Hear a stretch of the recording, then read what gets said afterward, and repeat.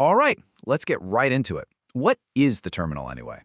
Yeah, for a lot of us, it's just this scary black window with weird cryptic text. So, what's the deal? Why do the pros absolutely love this thing? To get it, you've got to look past the clicks and icons we're all used to. Look, GUIs are great, but for things like precision, speed, or doing stuff over and over, not so much. Here's the key. They're made for you to discover things, not for scalable, programmable control. Okay, let's try a different way of thinking about it. Imagine a workshop. A GUI is like a kitchen appliance. Say, a toaster.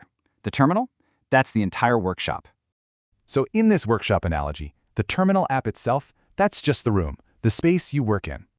The shell is the really interesting part. Think of it as the person inside who understands your commands. And those commands you type, those are your tools, little programs the shell runs for you. So what makes all these tools work together so well? The magic is just plain old text. See, in the terminal, text isn't just for reading, it's how you give orders, and it's the data. This lets you link tools together one after another, kind of like an assembly line for data.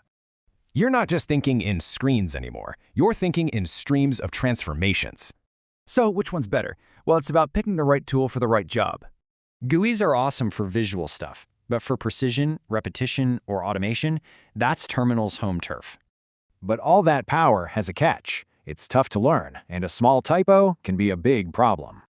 Which brings us to the most important part, what it means to think in terminal. It's really not about memorizing hundreds of commands. It's a whole new way to talk to your computer. The whole point is to take something you do by hand and make it a specific, repeatable process. Because it's not about typing. It's about getting a direct, programmable way to control your computer.